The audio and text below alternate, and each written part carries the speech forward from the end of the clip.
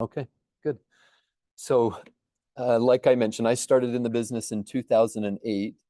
When I was a little kid, my dad taught construction management. And so if they asked me in first grade what I wanted to be, I was hard and fast. I wanted to be a carpenter. Like that was my vision in life. I wanted to be a carpenter and a general contractor. And so I studied construction management in college, graduated and worked for a contractor for a while, became a general contractor myself. And I did that right up until 2008 when the market went down and things just slowed down. And I was trying to find some way to, keep up with our bills and things in our family. So I reached out to a friend who was a real estate broker and he worked primarily with investors. And he said, "Yeah, get your license and we'll put you to work." So my first experience in real estate was working with a brokerage that did a lot of seminars and they did all the marketing and brought in investors that wanted to follow their models in investing. And all I had to do was go out and help them find houses. So I didn't have to lead generate. And I did that for about 3 or 4 years until the company started investing out of state. And I realized I've got to figure out how to generate my own leads. I've got to figure out how to actually sell real estate instead of just go show houses.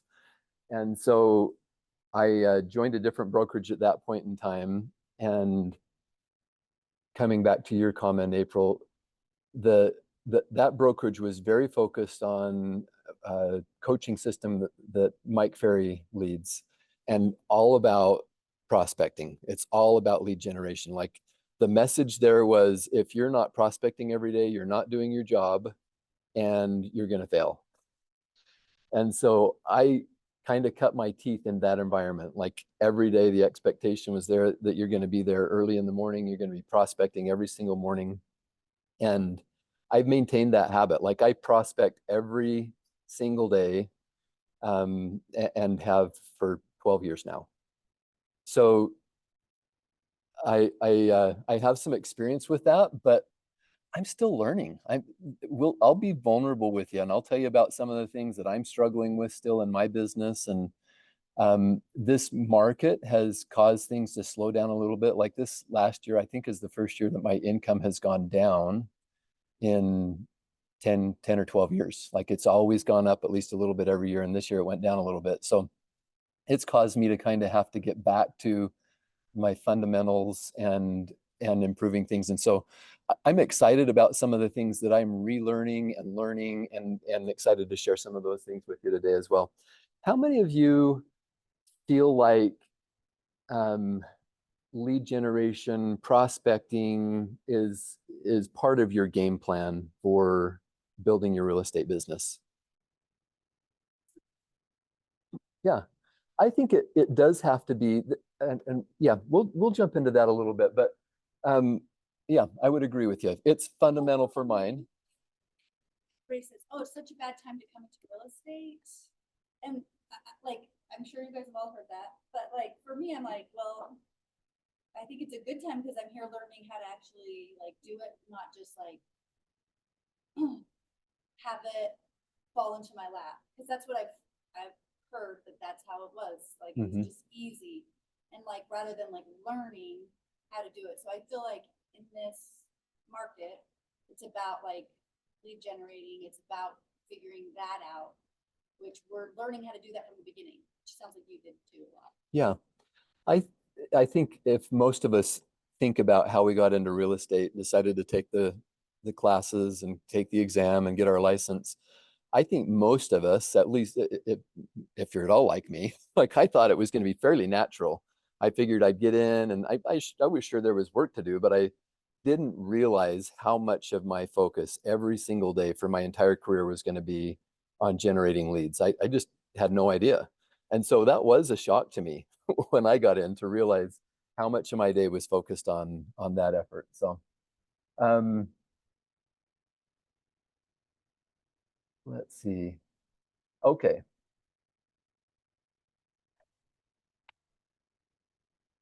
How many of you have have to make income from your real estate business? Like, I think sometimes we get in because we're looking for something to do on the side and it interests us, but we've got income coming from somewhere else. How many of you would say that you're in the camp where you've got to make income or you're going to have to go get a different job? Okay, so we're maybe not all in that camp. Like some of us are doing this almost because it's something that is something that will supplement or allow us to uh, correct. Yeah, yeah. And a lot of people wash out, right? You've all heard the statistics, I'm sure. There are a lot of people who get into real estate and don't make it past year one or year two. And so one of the things that I think I've seen is that the people who really succeed in this business are people who have to succeed. And you start to look at Johnny and you look at Shoni and you look at some of the people who have exceeded at a high level within our brokerage and you learn about their past, and many of them grew up without anything and just decided that that wasn't an option for them anymore. And I think that's something that sometimes can propel us. This quote from Gary Keller, where he's talking about how that fear of failure has to be greater than the fear of lead generating. And I think that's really true. Like when I switched into real estate, I probably would not have chosen to do the lead generation, except that my construction business was in the tanks. There wasn't much going on, and if I was going to pay the bills and stay on top of things, I had to figure out how to do it because it's not natural for me to want to talk to people. Like I wanted to just have somebody tell me what to do, or you know, I yeah, I function really well when somebody hires me and I'm put in a position where they need me to do something for them. But I had to learn how to become a salesperson, and it was tough. And so anyway, I that was one of the reasons that I was kind of forced to make it in real estate. Um, let's see.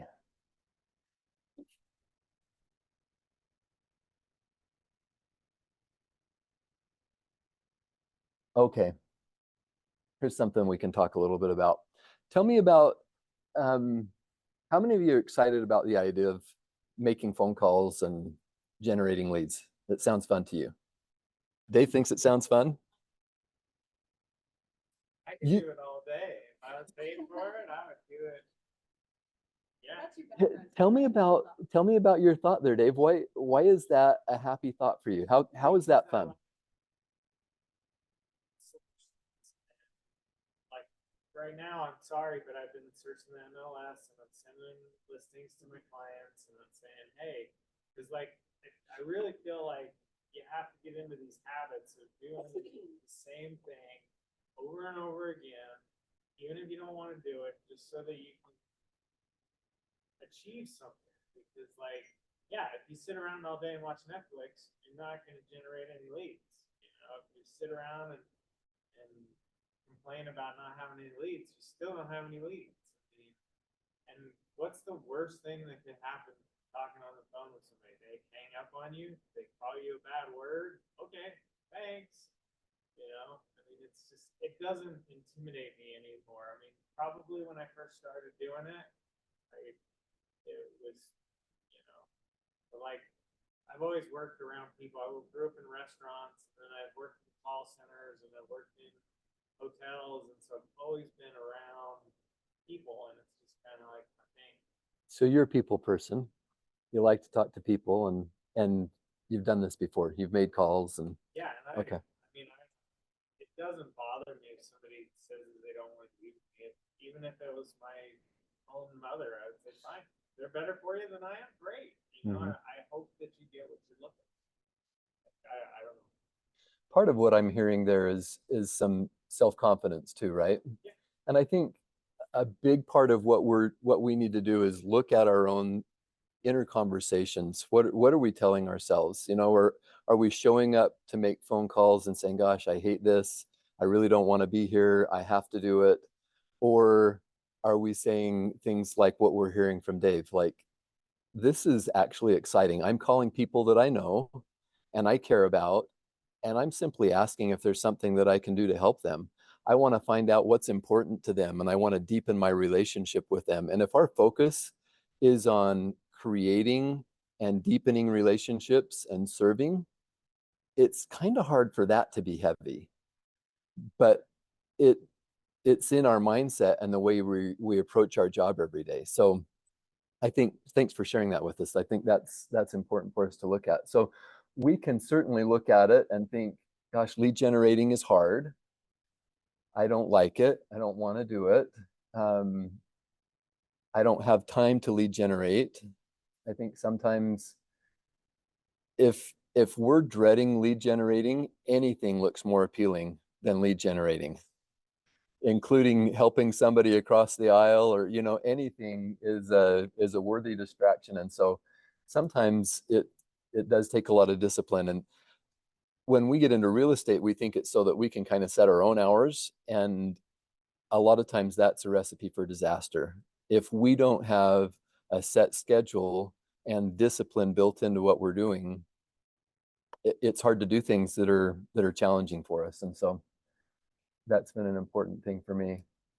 I don't know what to say. How many of you would say that that's something that's a challenge for you? I'm not sure what I would say if I get on the phone.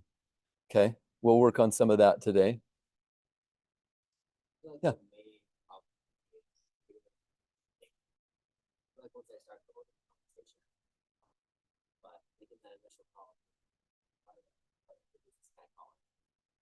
Yes. Even if it's like one of my cousins, this guy's calling me. Why is he calling? What does he need? Is he in trouble? But once I start going and get the ball rolling in the conversation, then I'll be fine. But making that initial call is where I start. Yeah. I think everybody struggles with starting. I mean, that's the Yeah. hardest part of it. Just doing, but the thing that's great is that how you feel after you did it, because you get that rush of like, yes, I did it. Oh, I know how it feels. So that's my motivator for like, okay, it's gonna be uncomfortable for a minute, but whatever. Yeah. Just do it. Certainly getting started is the key in most days for me. And even after the number of years that I've done it, it's one of the things that I saw on one of the family reunion classes that I watched was like they were talking about like how to do what you set out to do. Like this guy's question was to the people that were speaking was, I want to get up every morning and go to jujitsu at 6 o'clock in the morning so that I get it done before my day starts. And I'm having trouble, I'm sleeping through my alarm. And the girl said, well, you're making it too hard. Don't have the goal to be get up and do jujitsu. Just have the goal be to get up, and then once you do the get up for 30 days or 66 days or whatever it is, then you're in the habit of that. Then you can do the jujitsu because you're already getting up every day, and then add something else to it. So like you make your one phone call the first day, and the second day you make 3 phone calls or 5 phone calls or 10. Just slowly get in the habit of, I'm kind of a goofy person, and so I like to remember stupid things about people that I like to bring up. And so I'll put it in my CRM. I'll be like, he likes Pokemon. And I'll be like, hey, dude, did you get any new Pokemon stuff? And like, I'm genuinely interested. And so it's huge. That's a great trait. Courtney? So you've done this prospecting with your called Yes, and then you've done prospecting on your spirit. correct.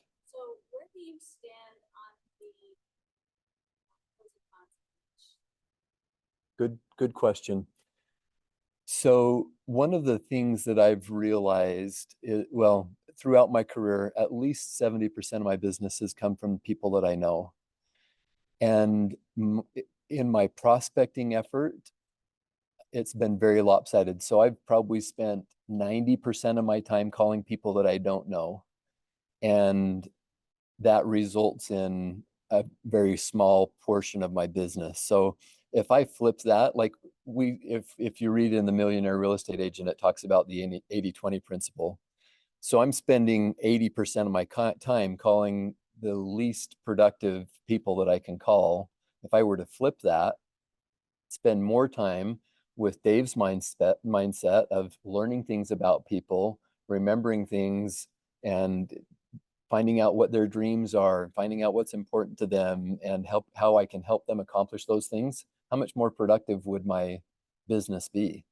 So, is that a good answer for you?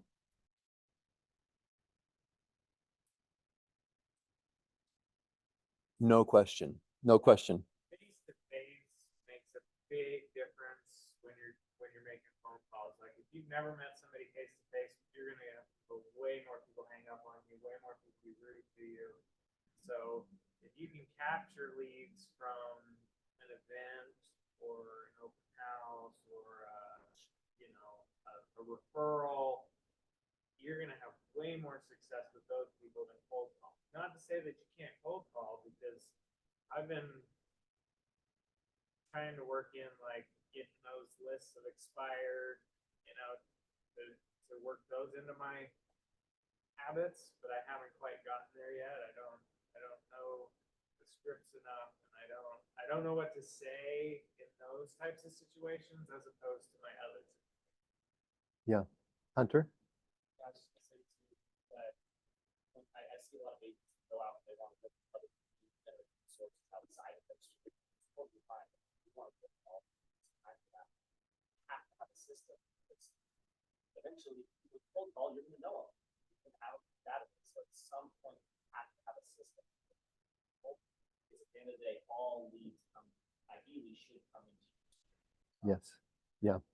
So that would be the second part of my answer, Courtney, is I still cold call because I want to add people to my sphere. And so it's not the highest level of productivity, but many of the people who have turned into multiple transactions and some of the biggest transactions of my career have come from those cold calls.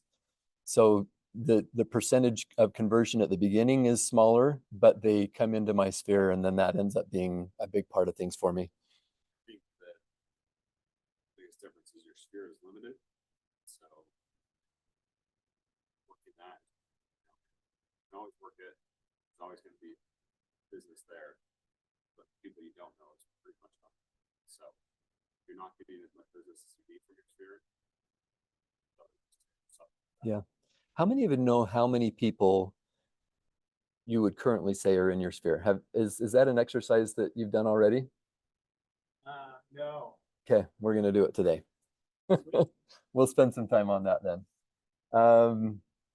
Okay, and I'm afraid of making mistakes. You're gonna make mistakes. You're gonna sound really stupid. There's times when you get on the phone and your tongue is tied. I've heard of agents just like literally freezing up, and like they don't even know what to say.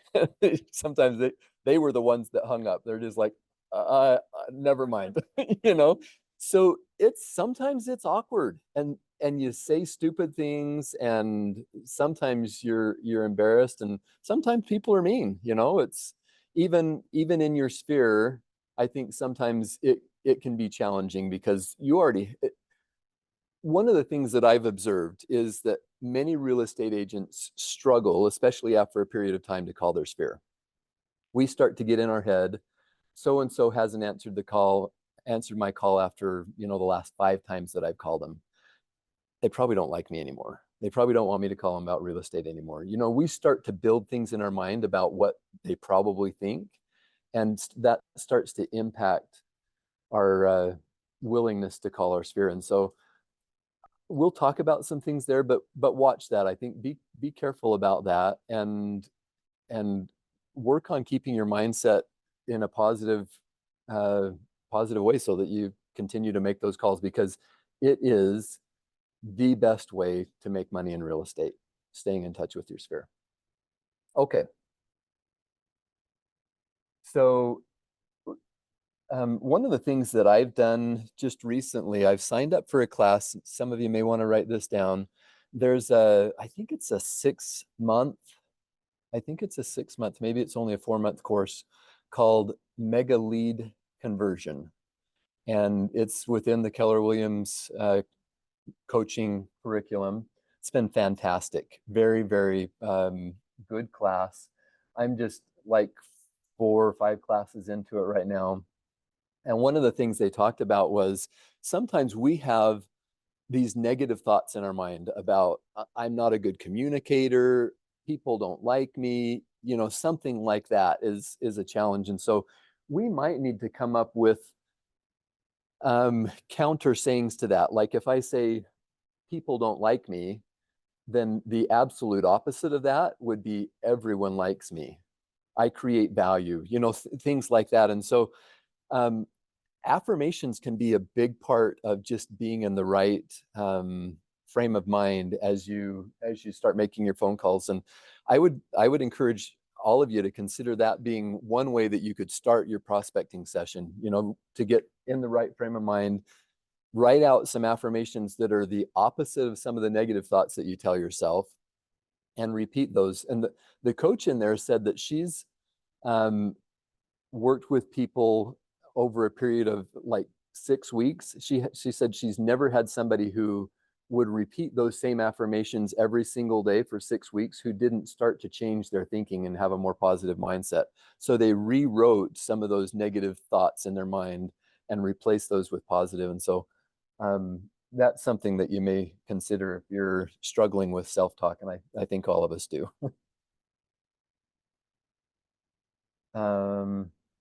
Let's see. Okay. I'm not sure if this is the best time to get into this part of the conversation, but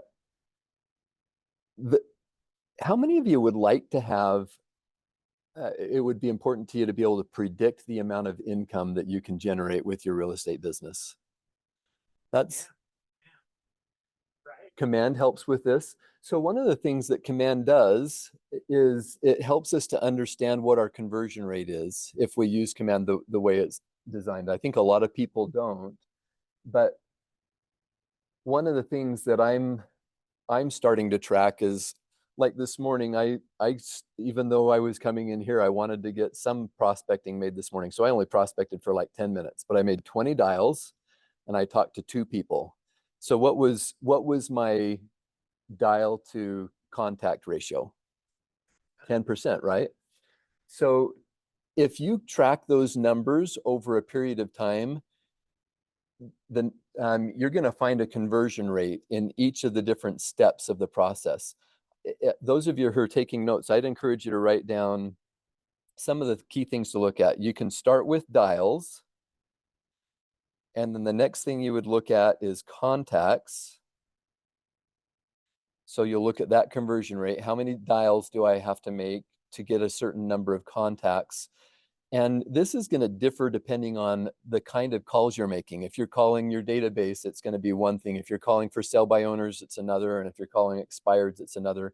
In fact, when I call expired listings, if they're fresh, then I'll get a much higher contact rate than if I call it old expireds. And a lot of times you miss people the first time around because the timing was wrong or something. So I'll call them the next day, and my contact rate that next day is probably 10% of what it was the first day. So it goes way down that next day, but I still catch people sometimes that I hadn't caught the day before. So paying attention to your contact rate is one thing to do. So after contacts, the next target is appointment set.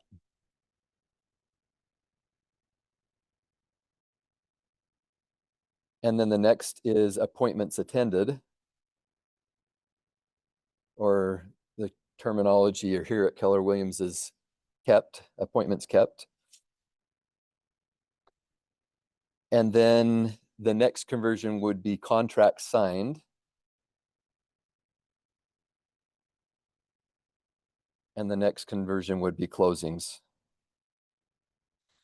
So if you track every single day how many dials you make, how many contacts you make, how many appointments you set, over time, you're going to start to know what your numbers are.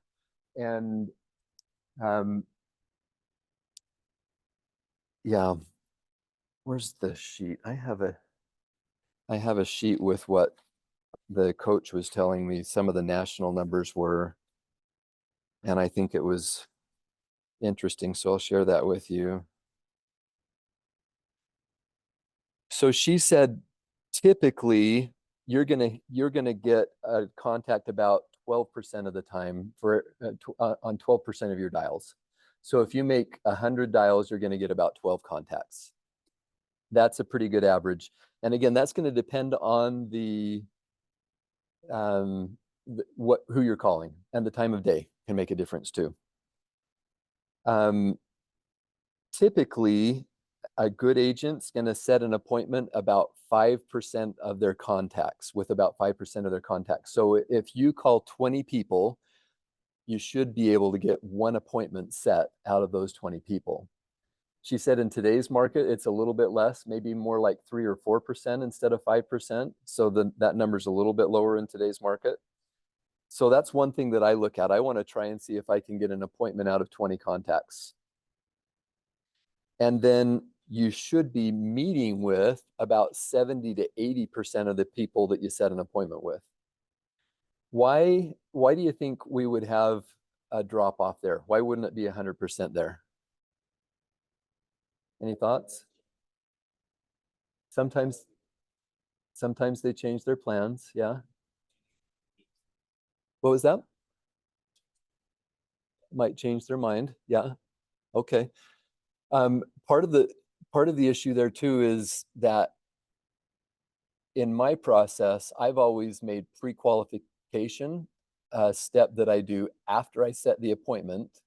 So my goal when I talk to somebody is to set an appointment first, and then I step into the pre-qualification process. And sometimes I'll pre-qualify them out, but I still get credit for setting that appointment, right?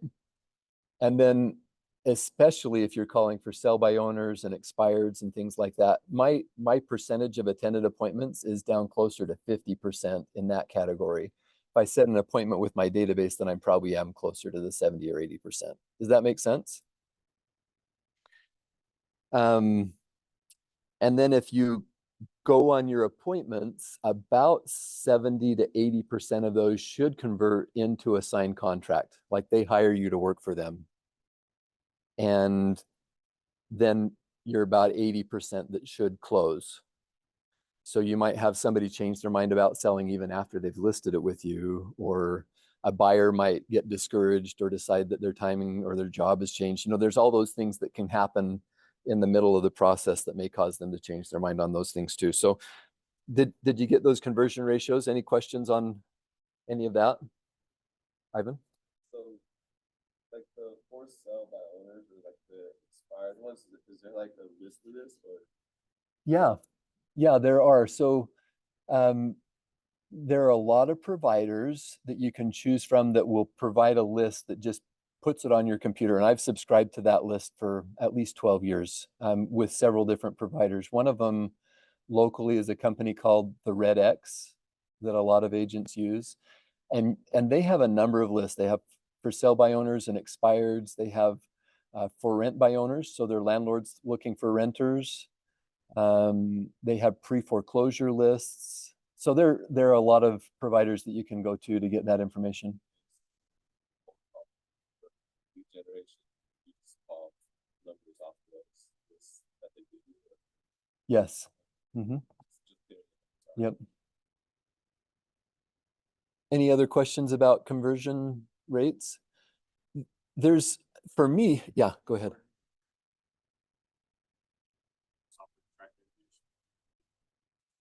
Yes.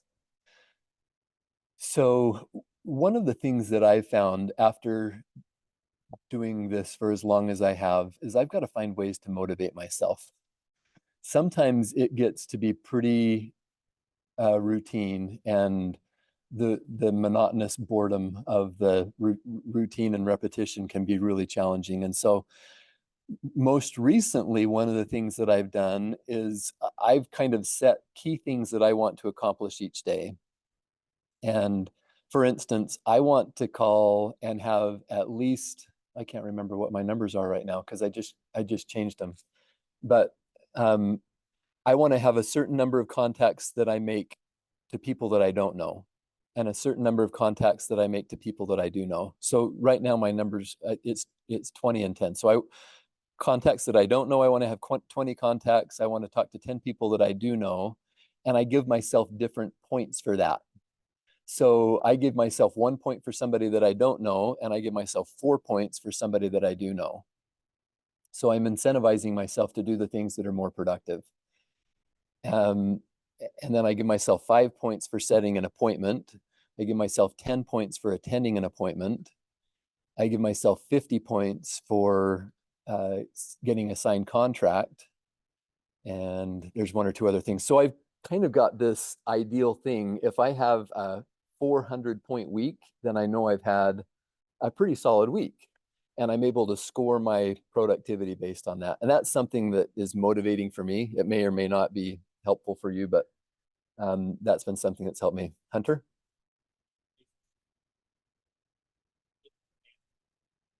all the needs for that, right? So what's really cool is it's gonna take a little bit of time, right, for you to get your home conversion ratios, but after a year in the platform, right, then you can look next year and be like, okay, this is exactly how many conversations I need to have, this is exactly how many appointments I need to go on, this is exactly how many listings I need to take, how many buyers I need to take, right? And then it brings a lot more clarity and capability. One of the things in Command, you can like plug in how much you want to make, and it'll tell you how many sales you need to make to get there, how many calls you need to make to get those sales. Yeah, so it's kind of cool. I'm just playing with it, learning it. Yeah.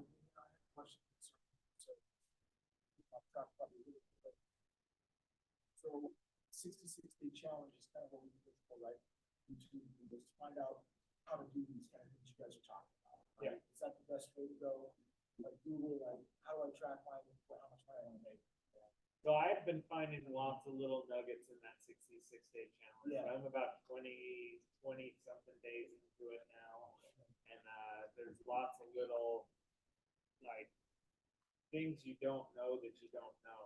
Right. Like that's the biggest thing. It's like when you start it, the first videos are like, how do you enter a contract? How do you do, just basic things. But like that's how I learned how to finally set up my website. So Yeah. Hunter, do you teach a class that focuses on the lead generation tracking side of things? I've gone to your goal setting class, but it feels like I'm missing this part of it because I see value in it and want to track those things better within Command. Is that a class that you teach?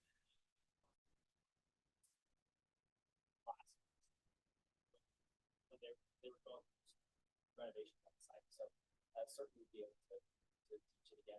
Okay. Yeah, for everyone, if you don't already know, I hope you do know. I'm just kind of a platform. I'm just gonna be, I want to see that topic. So, but Tuesdays, Thursdays, 3 to 4, come utilize that time. Like you're welcome to always reach out to me with questions. I'll send you answers. I'll send you resources. But like come and work. I'd love to sit down. If you guys just want to make phone calls during that time, also if you make phone calls. If you want to work on your CRM, I'll work on your CRM. So yeah, for that.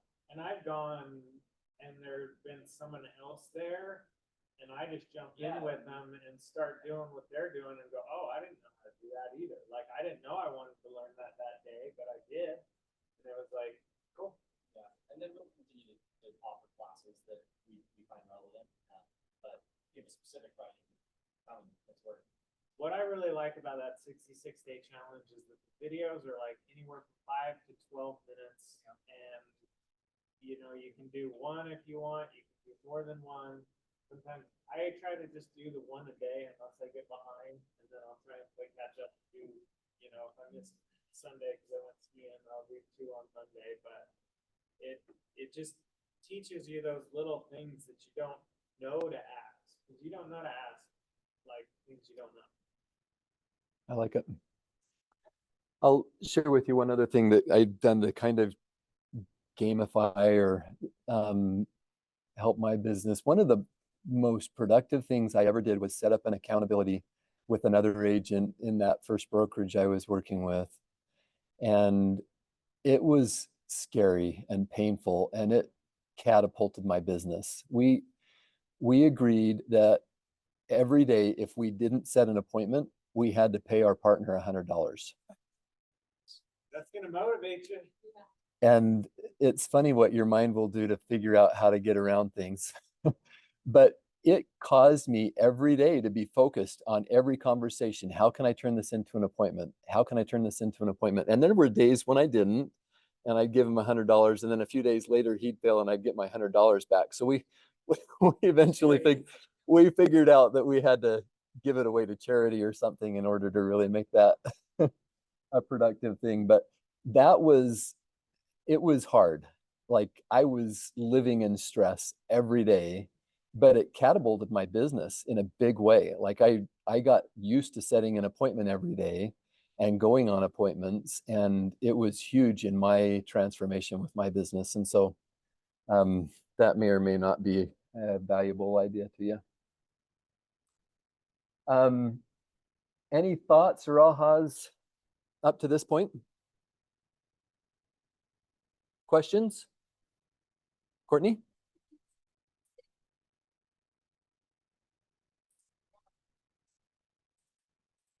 Yeah.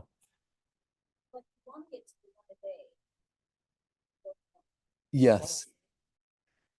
So I think it's going to depend on who you're calling, and it's going to depend on how many calls you're making. Sometimes it's better to look at a call per contact or an appointment per number of contacts instead of an appointment per day, unless you're looking backwards. And that's the way I had to do it. I had to say, if my conversion rate is I'm setting one appointment for every 40 contacts and I want an appointment every day, then I need to make 40 contacts.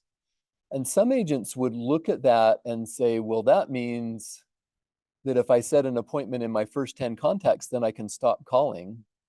But my mindset was that I recognize that my goal is always to set an appointment, but I'm also looking for leads. I'm generating leads. And so somebody says, yeah, I'm not ready to sell right now, but we're thinking about selling later this year. That becomes a lead that I get to follow up with.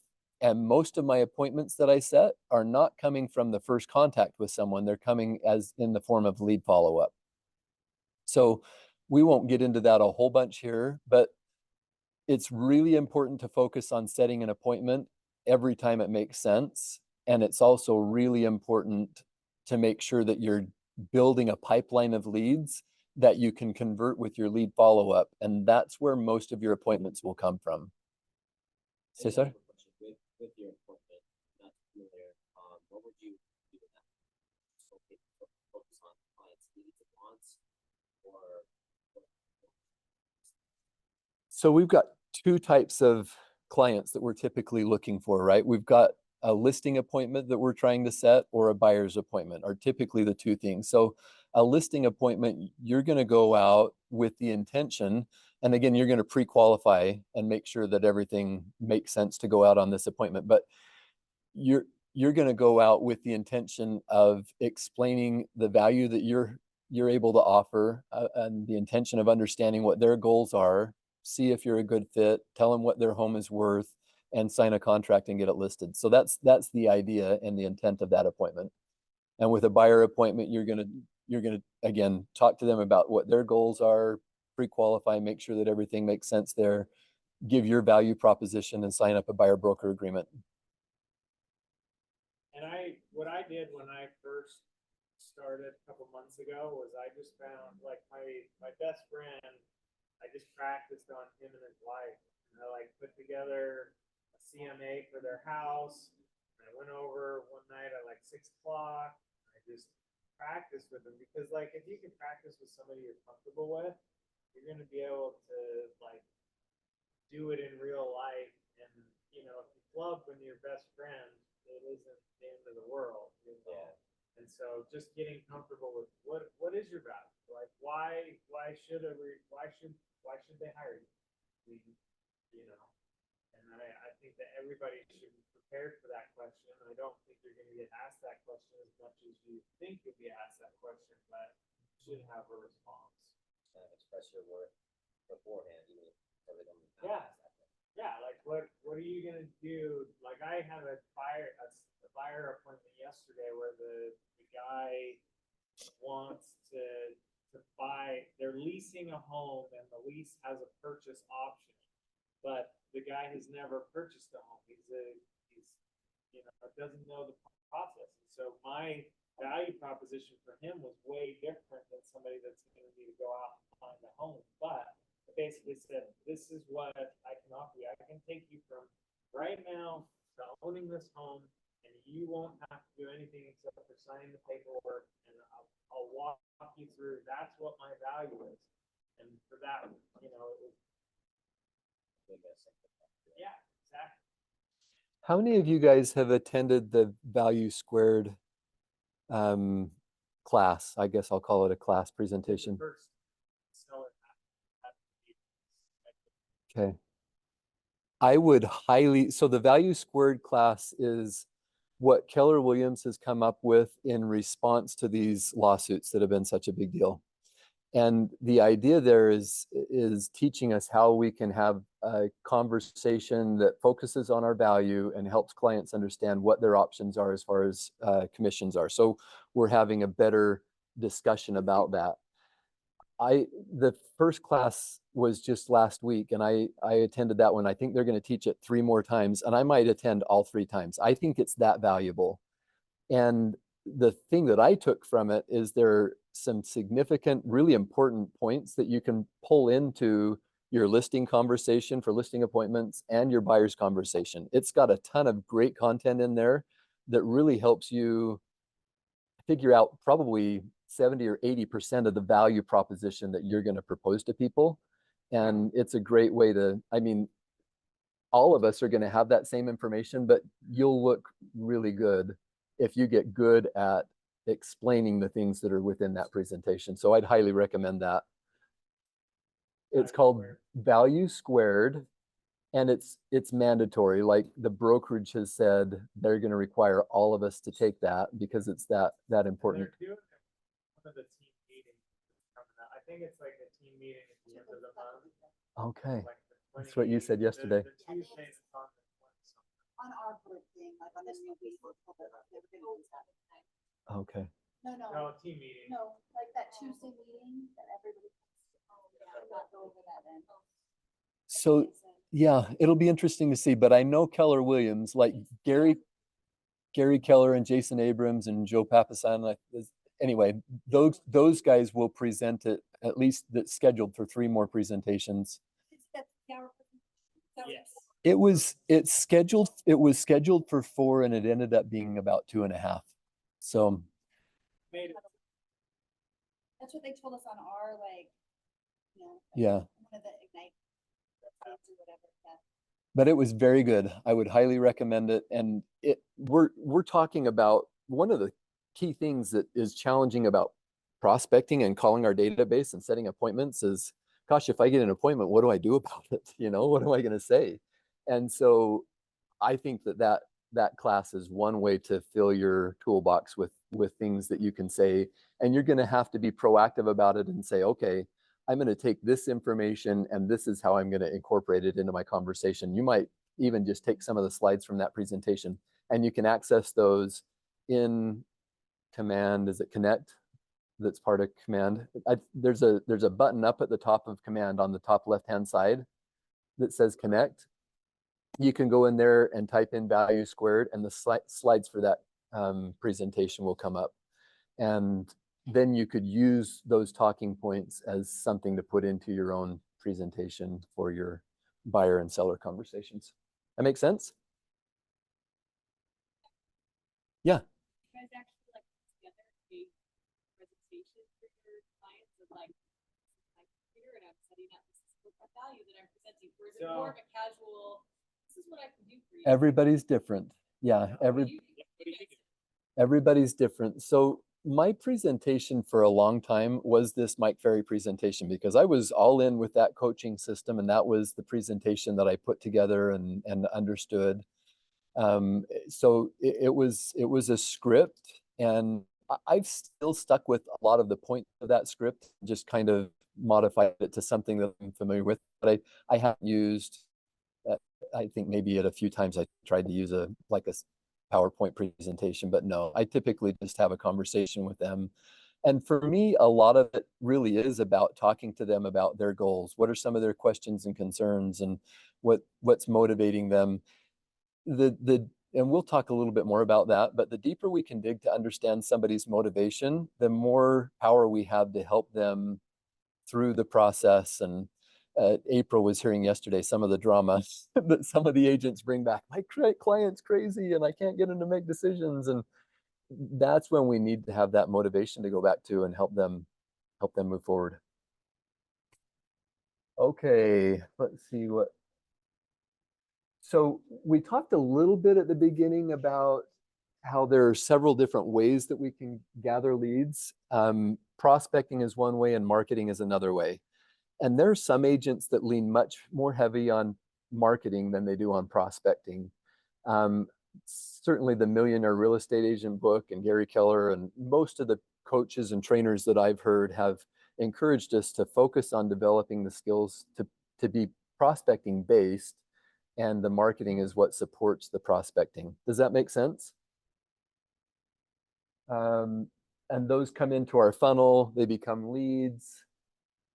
Anybody know what the difference is between a lead and a contact? Lead is somebody you haven't talked to yet, right?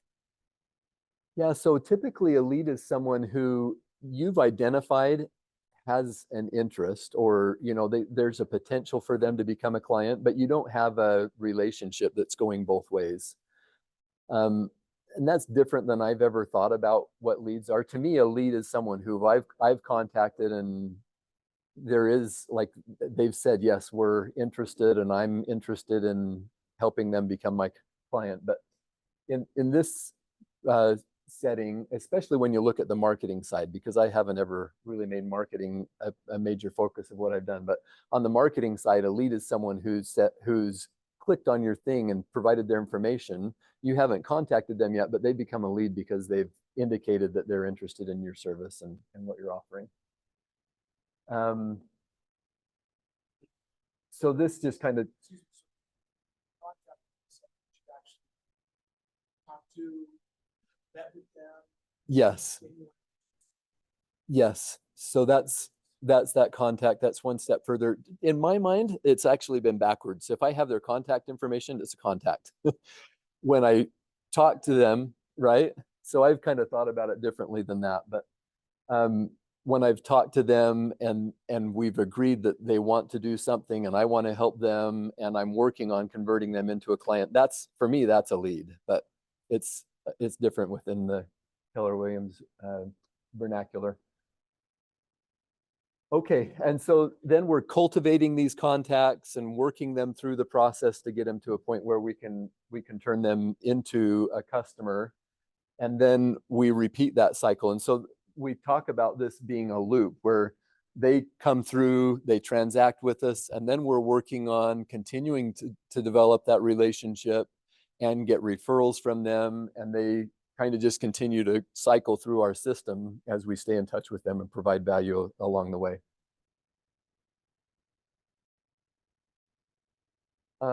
Let's see. Kind of just decide where we want to spend time. Okay, marketing. We can talk a little bit about that. How many of you feel like marketing is really your strong suit and your main focus? That's what you'll probably do, Cesar and Sarah? Okay.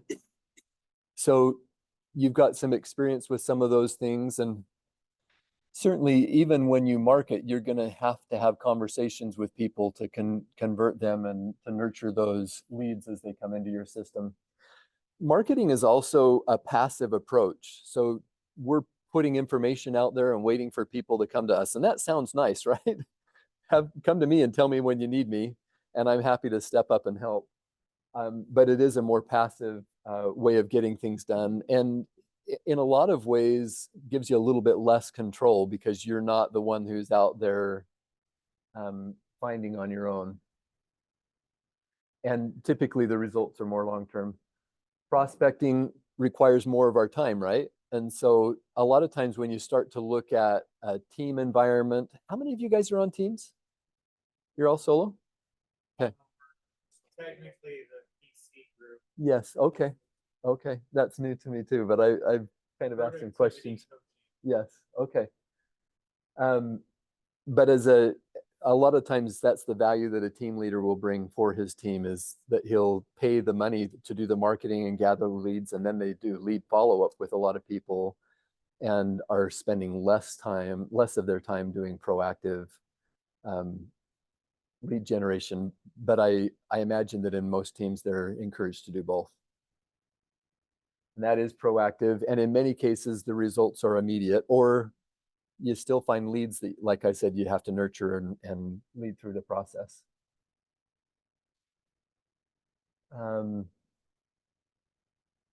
So the database holds the information for your leads and contacts. And I loved what you said, Dave, about gathering information about what's important to them, what they're interested in.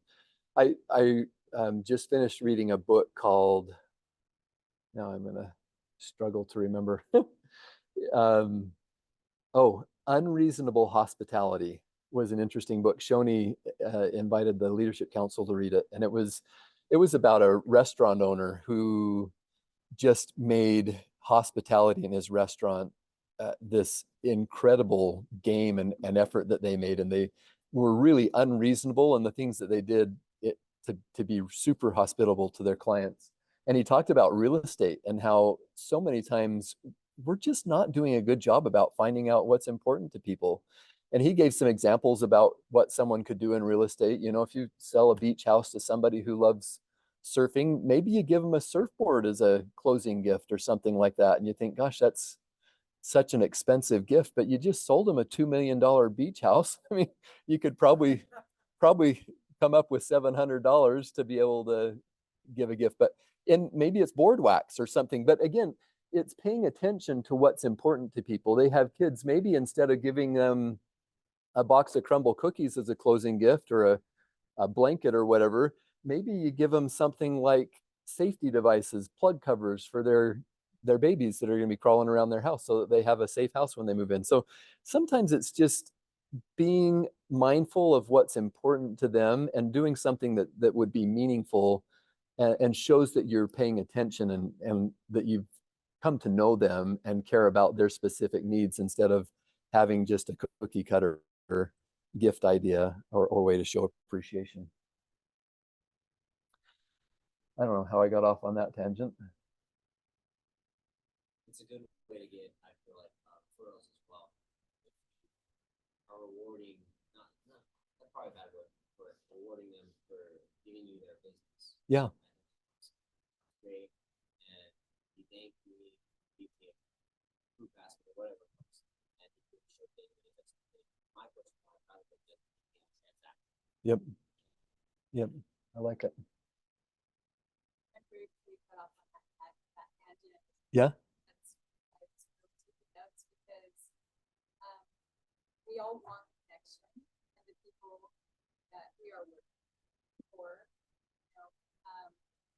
shows that we truly care. Mhm. There are a lot of generic gifts, and I think what you said was really, really cool. Like, Yeah. it goes above and beyond what the average agent, or I don't know. Mhm. I don't know, because I'm just brand new. I don't know what's average, but The thing about this, I think that we'll start to learn, a lot of us got into real estate because we loved investing, we loved houses. We're really not in the house business. We're in the relationship business. This is about conversations, it's about connection, it's about helping and serving people in ways that are meaningful to them. And the agents that get good at that flourish in this business. And those that get stuck on housing and the numbers and those kind of things have a hard time, because all of us crave connection. All of us crave having, somebody who understands us and listens to us and empathizes with us. And as you start to get into transactions, you find that there is so much emotion, and it's a challenging thing. I shared yesterday, I had an assistant at one point in time that was super talented as far as her ability to get things done, and she was organized. She was really smart. And it was really interesting when it was time for her to buy a house. She fell apart, like was a complete mess. And she said, I just can't do this. It's too stressful, you know? And so when you're in the middle of that transaction, it's a difficult thing. And one of the most important things is for us to have that kind of relationship where we know what's important to them. We can be the calm in all of that storm and all of that emotion and help walk them through that. And there's so much reward in that, guys. It really is a special experience when you help somebody accomplish something that would have fallen apart if you hadn't been there to kind of calm everything down and work through the challenges and trials. And you know that you earned your commission and really made a big difference in somebody's life. Okay. So this is going back to that definition of leads and contacts again. We talked about that already, but that's where I learned what a lead is compared with Keller Williams, if that's of value to anybody. So we're talking about this cultivating relationships, and that's really what it's about.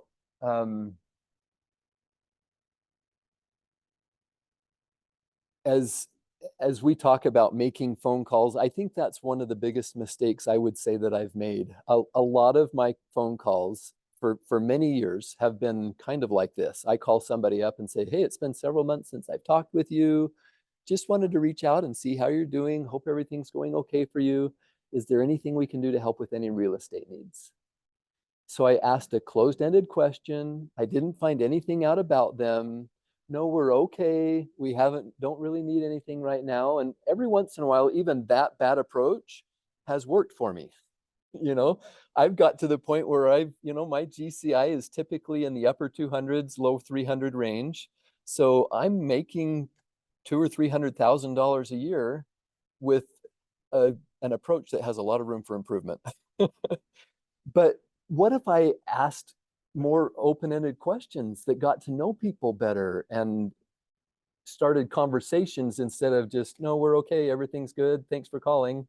And that's why some people don't want to answer my phone call anymore, because I haven't brought enough value. I haven't connected enough. I feel like I can start this conversation chatting with someone, but I haven't talked to them for a while, so they're waiting for that to drop. Like, why are you calling me? You know. So how do you make that a smooth transition of like, I genuinely want to know about your Pokemon collection. However, also this, that's the make the approach. conversation about them, and then they initially turn it around to you, because like it's just like if you ask somebody, what do you do? You know, and you answer it, and then you're gonna ask me, oh, well, what do you do? You know, I mean, that's the same thing. It's like you that's why they call them scripts, is because they're not really scripts, they're answers. They're answers to questions. And so once you know how to answer those questions and you practice it, then it becomes more natural and it seems less like you're reading something, and you just kind of know how to approach that situation. Yeah, I think some open-ended. Hey, I'm in real estate now. See, I feel like that first call is actually not gonna be bad. No. It's not. It's gonna be like me again. Yeah. Yes. Yes. Well, you're not doing it like every week, the same person. You know, you're waiting Months. It's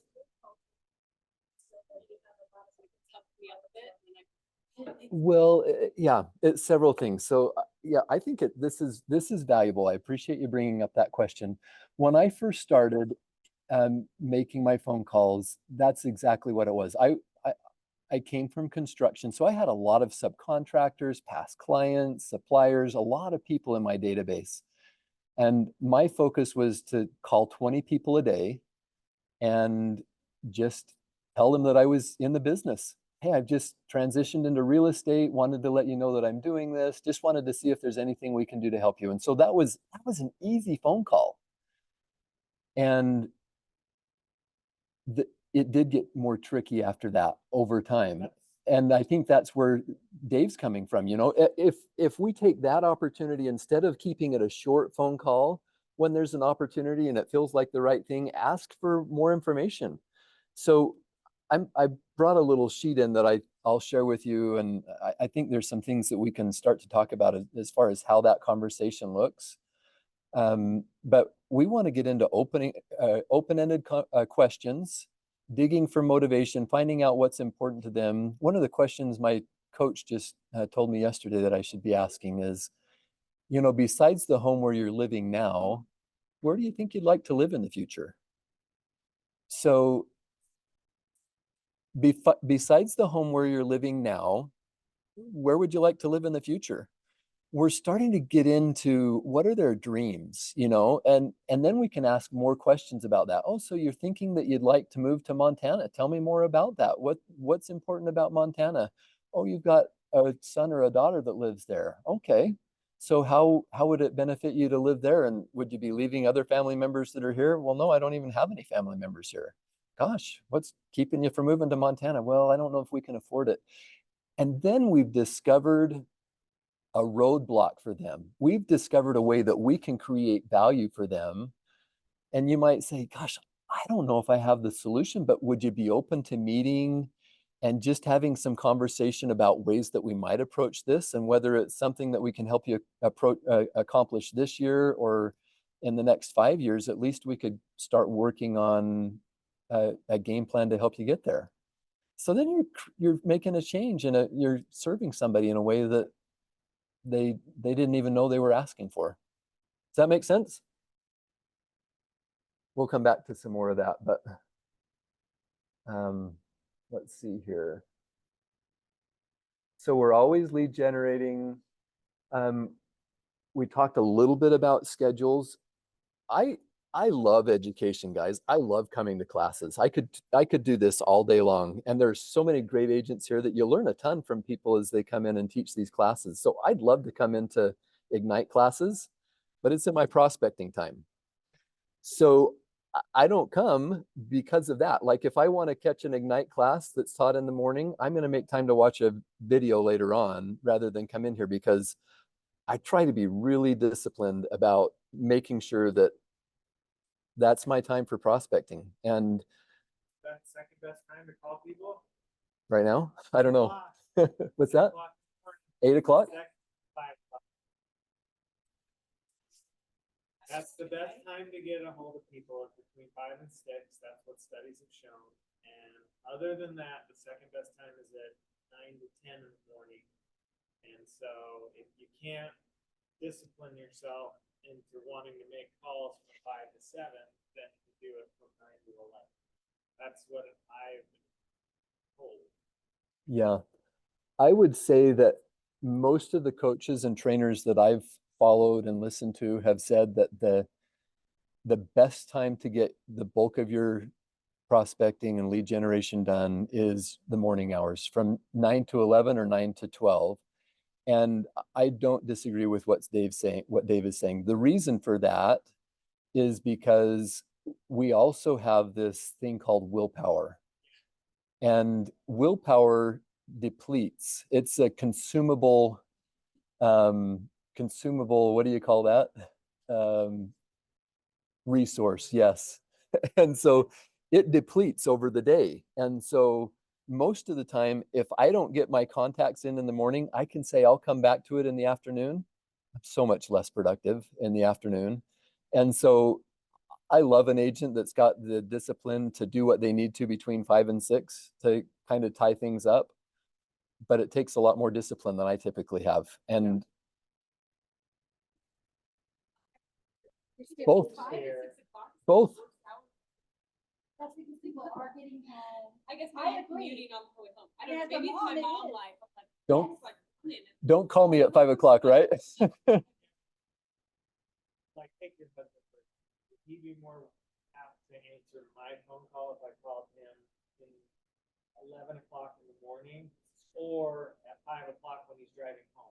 He's probably gonna pick up that 5 o'clock call. And maybe, yeah, commuting on the way. A mom probably doesn't have the same statistics. I mean, Yeah. and everybody's gonna be a little bit. I mean, not everybody fits the bill. That 5 to 6 hour can be a really good time for lead follow-up. I tried to call somebody during the day and didn't get a hold of them, so I might call them at that time. So sometimes that's the time block that you dedicate for that second or third phone call in a day to reach somebody that you need to get.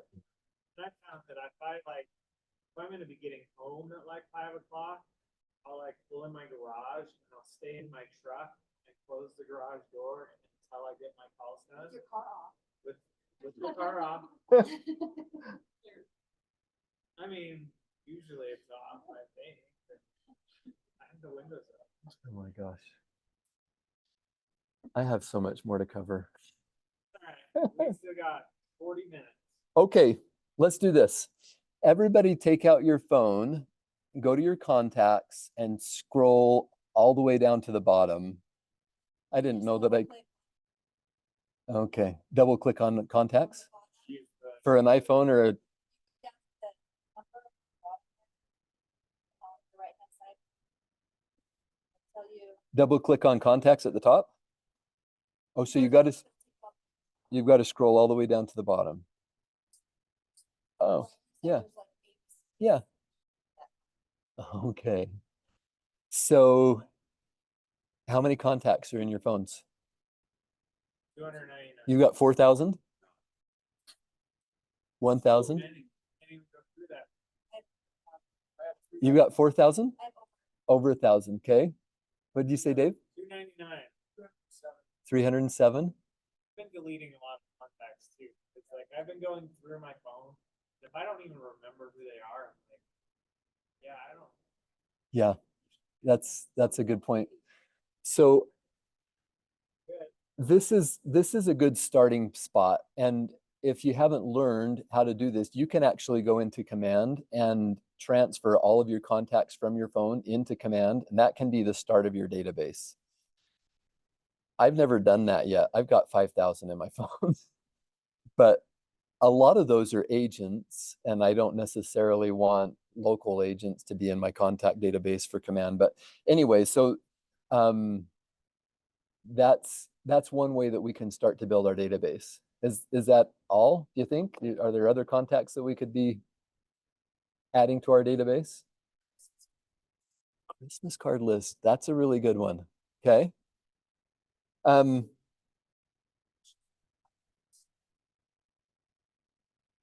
these phone numbers, contacts, which I can call, but marketing side of things. Really, right? Yes. How I can do that, how to call. Yes. So what you need to do first is you need to come up with what you're gonna say and how you're gonna get the email address before you even think about who you're gonna call. Right. So this is something that you can do to leverage that initial call. Hey, I'm in real estate. Just wanted to let you know that I've started a new career in real estate and wanted to see what we can do to help you. If you have any needs, do you know anybody else who's thinking about buying or selling? That kind of thing is a great way to start that conversation. And then you could leverage that further and say, I'm planning to have some client appreciation events a few times a year and would love to make sure that you're receiving those invitations. What's the best email address for you? So you don't, yes, Because like if they don't want emails, phone number, phone calls, I will respect that for sure. And I love wanna know that. right. I love that. And I think you can take it even a step further. Like typically the overriding belief in the industry is that we should be making a phone contact with our database 4 times a year, once a quarter.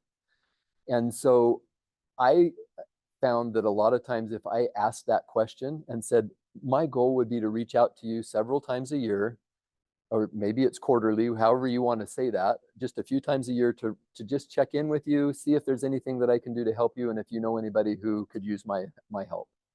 So something like that, is that okay with you? I think getting that permission can make a big difference in your willingness to make that third and fourth and fifth phone call that sometimes become more challenging because you've already asked that permission. Because Yes. that's gonna be part of how I'm gonna contact them for their birthday. So then once I've asked permission and they say yes, then they're happy to give me their email address, their birthday, because I've already established that's what I'm gonna do. Yeah. One of the things that I've thought about doing with that is another agent that I have was in the previous brokerage with said that he's started sending out birthday cards every week. So he looks at the beginning of the week on Monday morning to see whose birthday is that week. And he sends out birthday cards. He puts a $10 Amazon card in there and sends out a handwritten birthday card to each of the people in his database. I think it's just his top 100. So he's kind of his VIP list. But he sends those cards out, and he said instead of him making a phone call or sending a text on their birthday, in many cases, they're actually messaging him and saying, thank you so much for thinking of me. I really appreciate that. That meant a lot to me. Sometimes they're posting on social media. My agent's the best. He sent me a $10 Amazon card or whatever. So he's getting some great results from that effort. And so that's an idea that you might look at. Again, it's just a way to show people that we're thinking about them and that we care and that we're proactive about our relationship.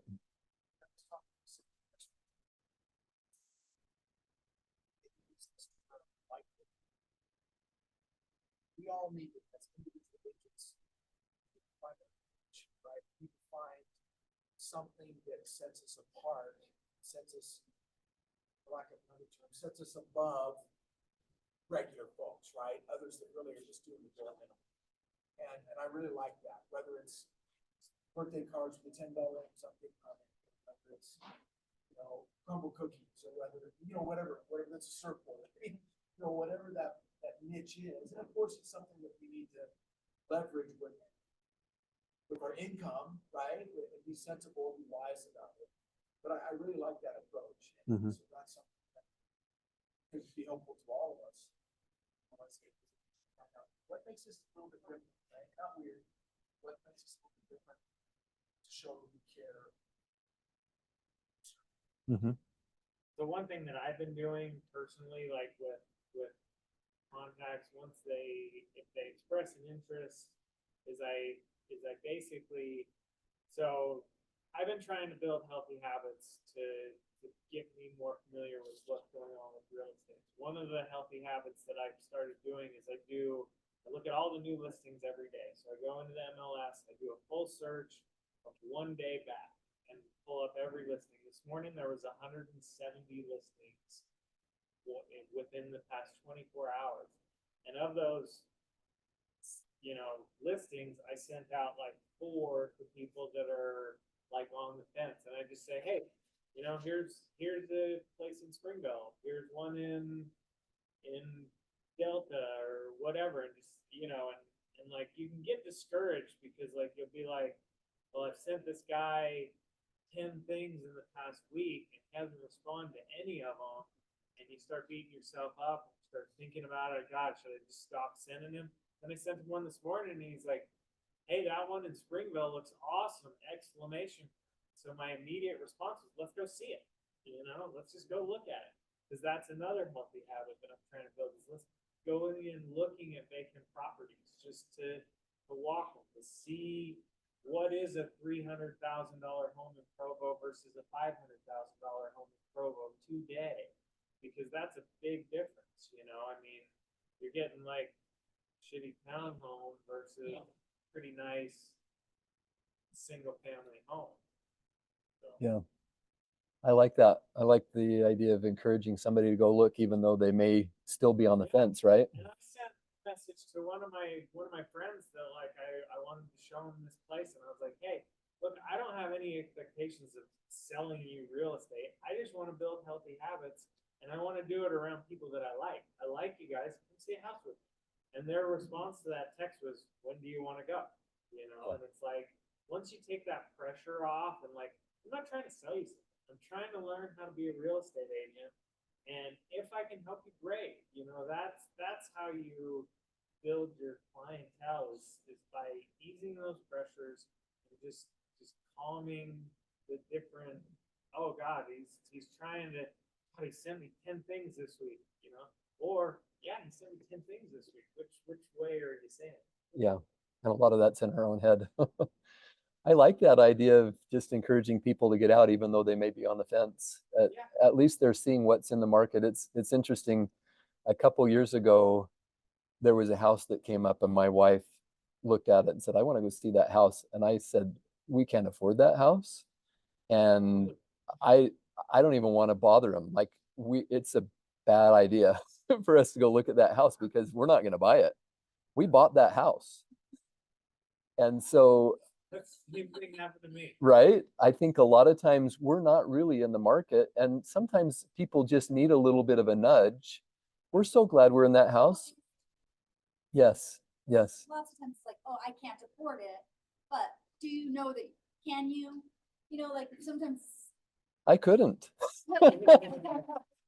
But but but it was, yeah, exactly. We looked at it and we liked it enough. We started, in fact, we made an offer on it and didn't get it. And we were still on the fence when we made the offer. Like, well, but then when we didn't get it, we regretted it. We're like, dang it, we didn't get it. You know, we felt bad about it. And then when it came back on the market a month and a half later, they called us and we're like, yeah, we want it. But part of it too was looking at it, okay, so I've got this commission coming in. And if we finish the basement and make a basement apartment out of it, then we can have our payment down pretty darn close to what our payment is in this house. And so we found a way to make it work, like you said, that we wouldn't have even considered if we hadn't been there and looked at it and thought, gosh, it'd be wonderful to live in this neighborhood. So, okay, categorizing your sphere of influence. One of the things that we can do to a lot of these slides in this discussion is figuring out how can we add people to our database. Some people come in and say, gosh, I've only got 100 people. I've only got 50 people. I really don't have a database. I just moved here. I really don't have a database. And so if you look at these categories and start to brainstorm a little bit, who do I have in my immediate family? Who are our friends in the area?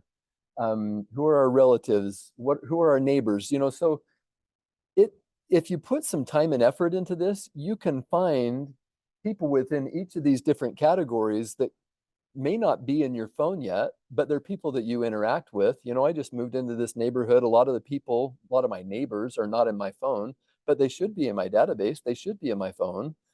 And so why not start focusing on building my database around these groups? You know, maybe you're new to the community and your kids are in, you know, little league soccer, baseball or whatever. So as you meet other parents, you can add those in. And so that's one way to grow your database as well, is just brainstorm in some of those categories. Courtney? How do you change, like you mentioned, started groups with past business associates. So for a CPOM who are probably mining through like personal contacts, do you make it a different conversation when you're speaking with a friend from the past rather than a business associate? I don't think so. I mean, no, I really think that it's still, you can make it about you. Here's, yeah, I, Differentiate, say, this is a professional or business or just other business like that. that takes me back. So the Mike Ferry script, when you make a call to your database, was, hey, this is a business call. Do you have a minute? And then you jump right into, instead of getting into personal things, you jump right into, I'm just calling to see who you know that may be interested in buying a home in the next 7 to 10 days. And then they say, well, no, I can't really think of anybody. And you say, oh, that's interesting. I appreciate you thinking about it. Can you think of anybody in your church group, maybe in your neighborhood, anybody who's talked about real estate at all? And then from there, you transition into the personal side of things. That script didn't serve me very well. You know, yeah, I, I deviated from that, but I guess I really feel like it's a whole lot better just to be more personal with people. And I think it's important that you're not side skirting the idea that you're calling about business. But I think it's also important that they understand that you're interested in them as a person. And so I think all of us have a different personality and way that we handle that conversation. And that initial conversation, I don't think needs to change very much. You can certainly call a friend and say, hey, I just wanted to let you know that I've decided to get into real estate. And maybe that's all it is. I've decided to get into real estate. You and I have been personal friends and we really haven't talked about real estate in the past. And that's when you can start to get into think about questions that make sense based on what you know about that person. Have you ever thought at all about building wealth through real estate? Is that something that's been on your radar? And that's not a good example because it's closed-ended. I'm working really hard on trying to incorporate more open-ended questions in my but what are some of the ideas that you've had about building wealth for your future? Something like that where and even what's that? What? What, when, how, why, some of those kind of things. Yes. Um, one of the questions I thought of that might be good to ask is, I'm becoming much more interested in houses and in real estate. I'm curious, what is it that you like most about your home? You've lived here for a lot of time. What is it that you like most about your home? And I'm curious, is there anything that you don't like about it? You might start to find out, gosh, I love the fact that I love the neighborhood. I don't think we would ever move from here, but I hate the fact that I can't park all of our cars in the garage. So you start to learn a little bit about what their needs are because you just ask some questions that are not really threatening or challenging for them. Does that make sense? What I did at the beginning was like, I found people to practice on with CMAs that weren't necessarily looking to sell, but that interaction gave me ideas on how to handle other that I didn't know before I went into that. So I think the practicing, like, I think that calling up people that you already know and saying, hey, look, I just got into real estate, trying to learn how to do different things. And one of the things I'm trying to learn is CMAs. Would you like to have a CMA presentation on your home? Would you like to know what it's worth, in my opinion, today? And I think like 90% of people, especially if they like you a little, are going to say yes. And that's going to give you a foot in the door. And then just from going through, like, what do I bring? What I've been bringing is I find, hopefully at least 3 comps, but no more than like 5 or 6, because if you get more than 5 or 6, they're going to get confused and they're not going to know. And I like to have the printout of the homes, and I circle things like, okay, this one has X amount of square feet. Yours has more or less. This one has 4 bedrooms, 2 baths. It has 0.18 acres. How does that stack up? This is what it sold for. Okay, the next one is this, and this is what it has versus yours, because value of home is not equal. I'm not going to price a home the same way that he prices a home and you price a home, and so having those little practices it'll help you develop your own script, because you don't necessarily want someone else. You're not going to be successful with mine. I'm not going to be successful with yours. I can't talk like you do. I don't have the same personality. My opener is like, what are you doing? And then I just stop and I wait for them to answer, because they're like, what do you mean? Like, what am I doing? Like driving down the road? Awesome, man. And I just go, you've got to know when to stop. Like, as salespeople, we can talk too much, and I do it a lot. But when I'm with clients, I try to just shut up. Yeah, good point. I like it.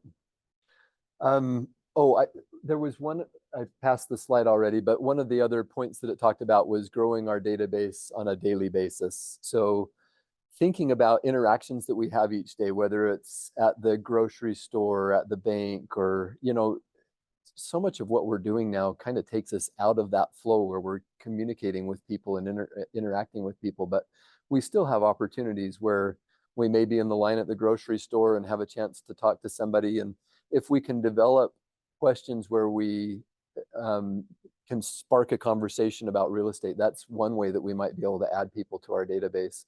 Sometimes just wearing branded apparel or having a name tag on or something like that can cause people to ask you about what you do, or how's the market is a question that you get all the time, and having a response to that.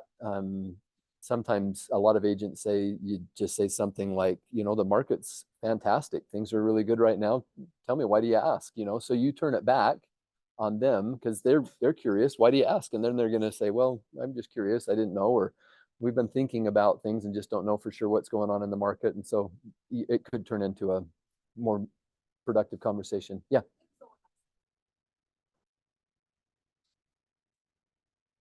Say, someone asked you, how the market was, and I was like, what? I just came up with two names. But I liked what he said. It stuck in my mind. He's like, well, it depends. Are you buying? Are you selling? Are you investing? I like that too. It depends on what you're doing, what you're interested in. That open-ended question again. They're telling you what they, what they're interested in. Maybe they're just interested in investing in property. Okay, well, let's talk about that. And go into that. Oh yeah, let's follow up. Let's Uh-huh. and we can really dive into that.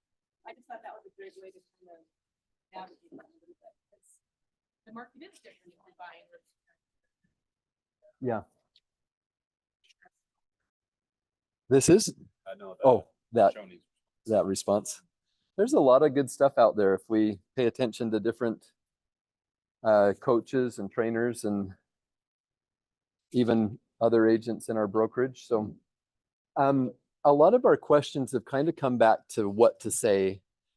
And these are some key points that I think may be helpful since we're kind of getting close to the end of our time here, that may be worth just kind of going into what a normal conversation looks like and what we can do to accomplish that. So we've already talked a lot about how important it is to have these open-ended questions, but what we're really trying to do is find someone's motivation. As we discover that somebody's thinking about doing something with real estate,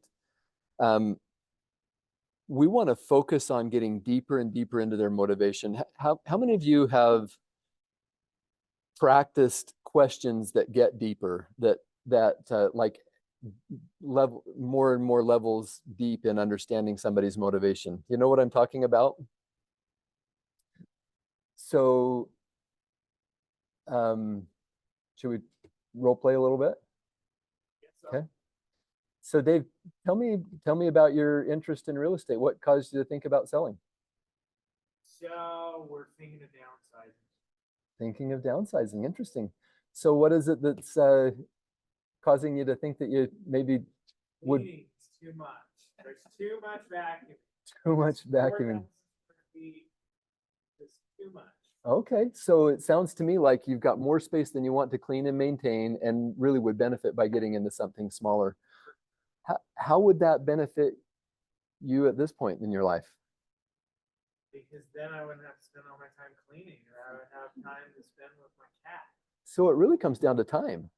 Yes. You want to spend time with your cat, and I can certainly understand that. How good would your life be if you had more time with your cat?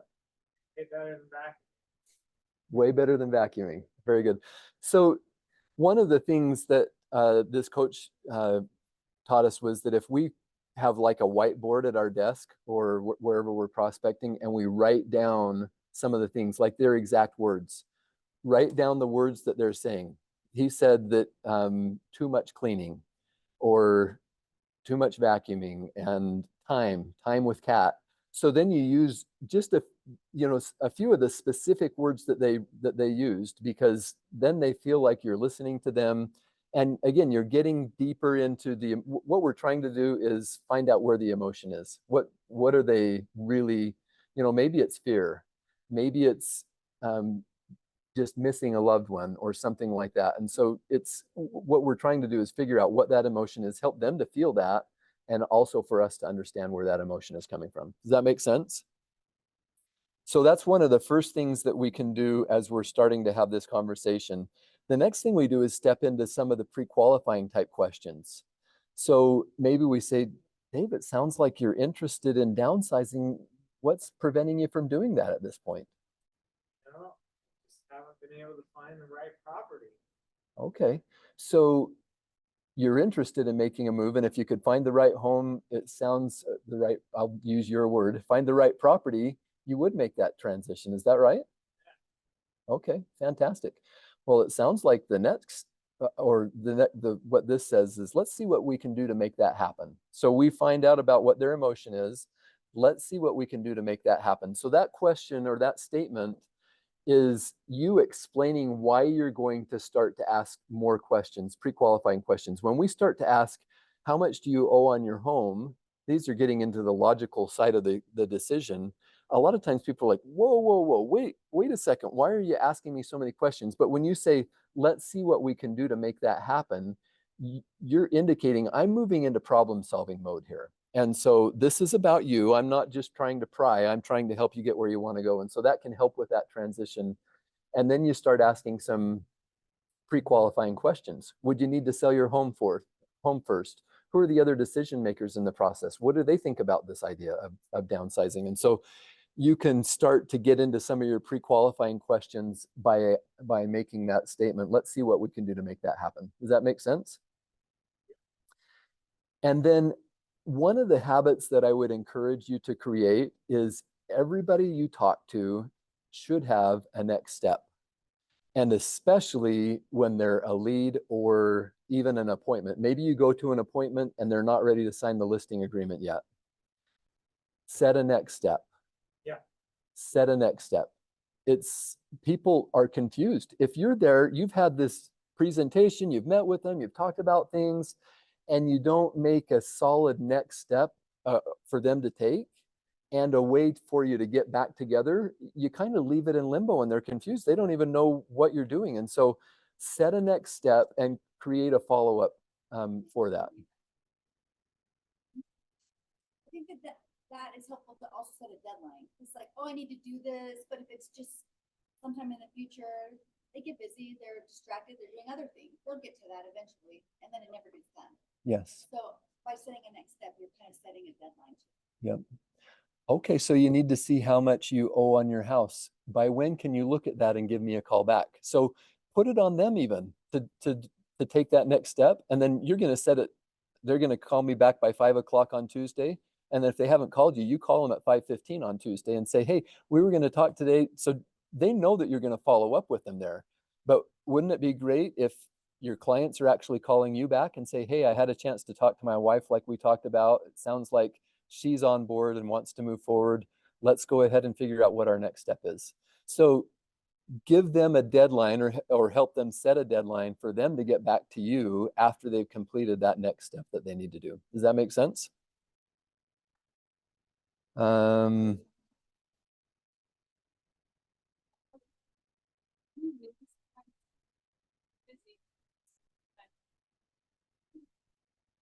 Yeah, but like that's, Is that the next So- step, is saying, let's come up with a solid time to make that decision, Yes. or at least meeting it. what I had go on with this client is he's like, and I told this in the meeting this morning, so you might have heard it. But like, he's 27 years old. He's got a serious girlfriend that he's planning on marrying. He lives with her, and he's kind of, in my opinion, been dragging his feet, which, he's committed to a couple of things that he hasn't done. Like I sent him a mortgage broker's information and the website where he needs to go fill it out. He committed to doing that, but then he just didn't do it. So that's why I sent him a text. I was like, hey, what's a good day that we can just sit down and talk about next steps? Because, if he doesn't want to go to a mortgage broker, then should I just stop sending you things? Is that my next step? Or are you going to go to a mortgage broker and then we're going to talk about signing the buyer? Is that the next step? Those are the only two steps that I see right now, is that I can stop sending you stuff, which is fine, or we can see what you're qualified for with the lender. That's Yeah. I think one of the things that we can do a better job of is just coming back to what's their motivation. Like you said, you wanted to talk to a mortgage lender, and I can understand things get in the way and that doesn't happen. Is that still important to you? Do you still want to accomplish that? Because sometimes they'll say, you know what, I just don't think I do. And so it's okay to ask, is that still important to you? Can I still, can I help you with that? Would it be helpful if I had a lender call you? What time will you be available? And so there are a number of ways that we can approach that, but sometimes it's good just to ask, is that still important to you? Do you go with them? I mean, would you go with them? Mhm. They wanted you to have that. Yeah. April? Also, sometimes it's like, I don't know if I want to work with that. I have this one contact, I don't know if I want to work with him, or I don't feel comfortable. Do you want me to give you, sometimes just helping them, Yeah. helping them through the process. Oh, which you answered, you said, I can have somebody call you, I can Yep. put you in contact with this person. I mean, sometimes it's just, they need a little more hand holding. Yeah. I have a couple of different situations.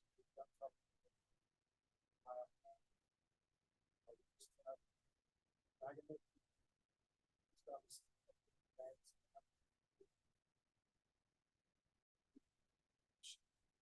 It's good. Pre-qualified, you can't party. Put your car in shack like that.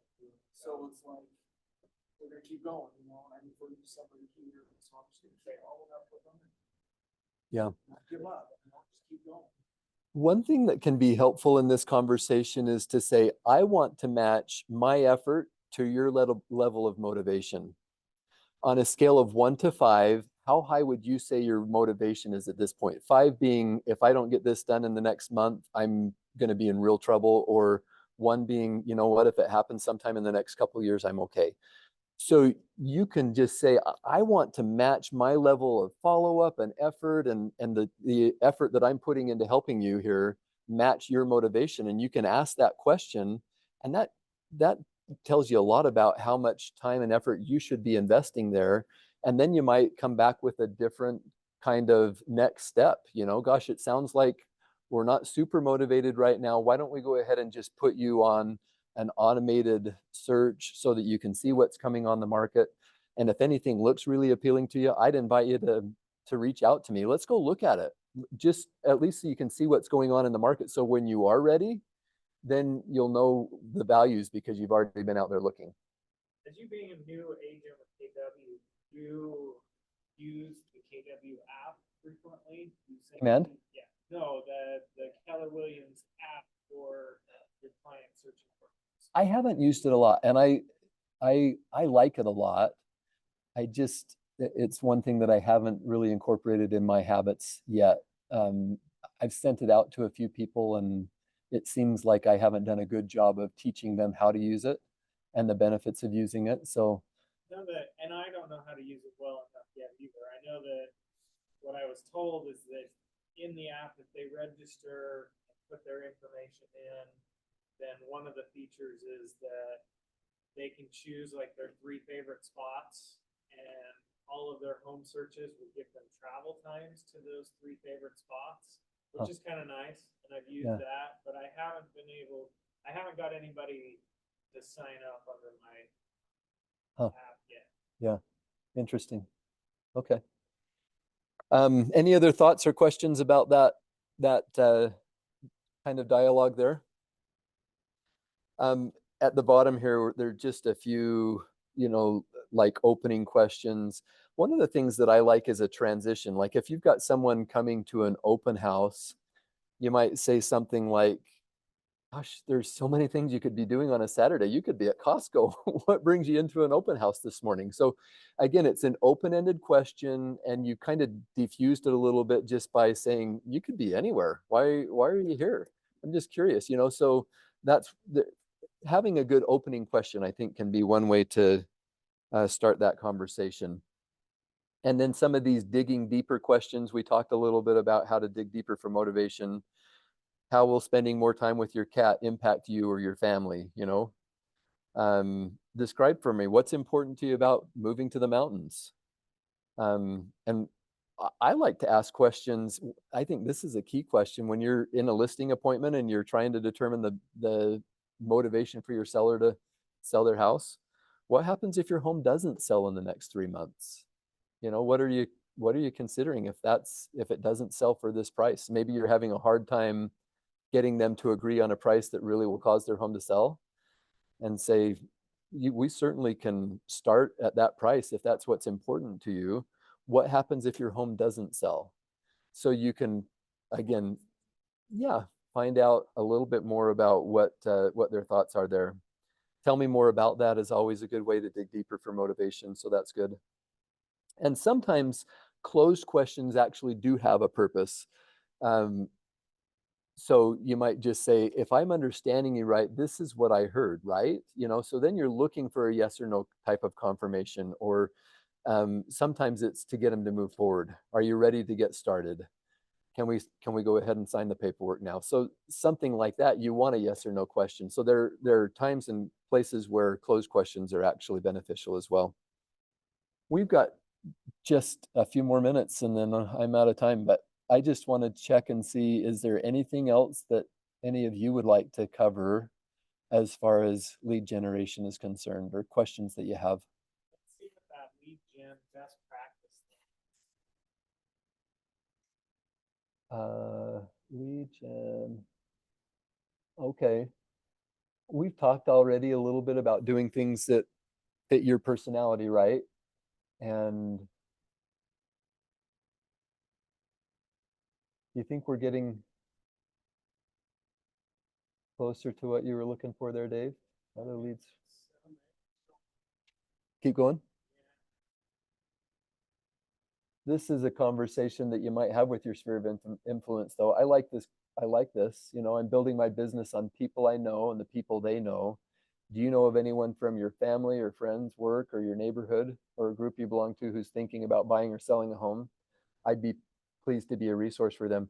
One of the things that I think is a great value to offer to your database is I'm not just looking for people who are buying to sell. I'm not looking for transactions. I want people that I can serve. So if you know someone who's thinking about finishing their basement, if you know someone who's trying to find a solution for a leak in their roof, I'd like for them to call me. And I know a lot of people. I talk to a lot of people every day. Why can't I put them in touch with a roofing contractor that would be able to come take a look at their roof, or help them, you know, find a contractor that could finish their basement, or, you know, so we want to be that go-to resource for people. And when they realize it's about more than just where's your next transaction, I think people appreciate that, and that's a way to bring value to them. Here's your best practices, All right. right? Oh, there we go. Track your leads, audit your sources, diversify your database, be consistent. We talked a little bit about preparing ahead of time with your mindset. I think affirmations are a great way to do that. One of the things our coach talked about is just starting with a power pose, you know, instead of being slumped over like, what do we want to do this? But just spend a few minutes in a power pose where you're actually feeling more of that energy in your body and in your physiology can make a difference. When I just put something on my calendar, I'm way more likely to do it. Like yesterday, I had to review my taxes on my calendar, and I didn't finish it, but I put it on my calendar for this afternoon too. But I worked on it. Yeah. And so it's just like it's just putting it on there and sticking to it is so critical. We didn't talk about this, and it's been a big deal for me.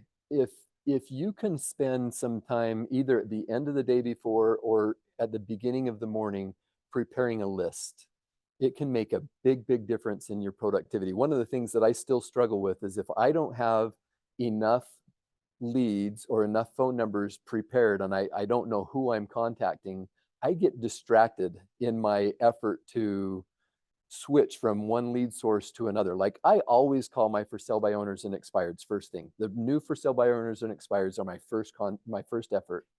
And then where do I go? Well, one of the things I was going to show you is I've kind of created a schedule now where my 9 till 10 o'clock hour is where I'm calling for sale by owners and expireds, and then I call for rent by owners, and that's my order. So that first hour, that's what I spend my time on. And then after that, I found that a lot of times calling my database can expend it as many hours as I want it to. And so a lot of times it's not very productive. I think, oh, I don't really want to call that person or whatever. So I've decided to confine that to a 30-minute window. I'm going to call my database from 10 to 10:30. Then I'm going to do lead follow-up at 10:30. And then my last hour, I take a mindset break. You got to get a break in there because it's exhausting sometimes to be making these phone calls. So I'll take a 15-minute break. And then from 11 to 12, a lot of times I'll call like absentee owners. Like I like to find investors, love to find investors. And I think that one of the key things that you might consider in your calling people that you don't know is we're at a stage where there's going to be a massive transfer of wealth here within the next several years, where the baby boomers are finally to a stage where they're dying or they're just they've got enough income that they don't need to worry about the headaches of their investment properties that they own. So many of the investment properties that are out there are owned by baby boomers. They don't want to deal with those headaches anymore. They're worth reaching out to. And they're people that have done it for years and years and years. And so finding a way to reach out to them and provide solutions that they haven't thought of it's a way for you to be able to do your own investing and also be able to create value for your database and clients. I think it's been, Hunter has been sent out like, hey, work on these, like in our Mm-hmm. list there. He like sends out like do L and K today. in your Yes. database. So he's been sending like that, saying like work on these. So when you're saying create a list, that's a list that we can be working on just even in our phone contacts, whoever's name starts or these letters. The It helps D it just be like T DTD2 is what that system is called. I'm trying to get used to all these acronyms. But the DTD2 is where you've got two letters. For me, it's a week, for a week. Yep. And it helps me to focus on a specific part of my database and make sure that I'm not missing parts. And so, exactly. So that's certainly a way to do that. One thing also that you'll notice is more and more people, I was supposed to, at some point in here, there was supposed to be a slide about do not call list and all that kind of stuff. You've had you've heard those. So it's really important that we follow the laws and follow those rules and things. But one of the things that I'm wanting to do a better job of is getting out and talking to people in person. So if I find an expired listing, if there's a for sale by owner that I drive by, I want to be talking to those people face to face. That conversation is so much less awkward if I'm there in front of them. And so anyway, knocking on doors and is a great way to do that. You're going to get less contacts per hour, but those contacts are going to be much more effective if you're at somebody's doorstep than if you're on the phone. So I'd encourage you to look for ways that you can incorporate that into your routine as well. When with your expired listings, you try to go knock the doors rather than call? The ones that are close, I haven't done a lot of that, but I have done some, and I want to do more of that. I feel like that's a good thing for me to switch in my approach, because more and more of them are on the do not call list, and there are a lot of people that I can't reach. So I'm not going to drive all the way to Midvale or something like that unless I'm already in the neighborhood. But the ones that are close, I think it makes a lot of sense to go to the door and talk to them that way. And I think So we're when you pull up the expired list, like I'm on there now, and do you verify that it's not relisted already? I'm not going to spend a lot of time on that kind of thing. It's not uncommon for me to talk to somebody that says, yeah, we've relisted with our agent, and I just thank them and say I'll keep an eye open for a good buyer for them. So I'm not going to spend a lot of time. If I'm going to drive to somebody's house, I might pull up that listing on the MLS to see if it's been reactivated. But most of the time, I'm not going to spend a whole bunch of time with pre-qualifying somebody that I haven't even talked to yet.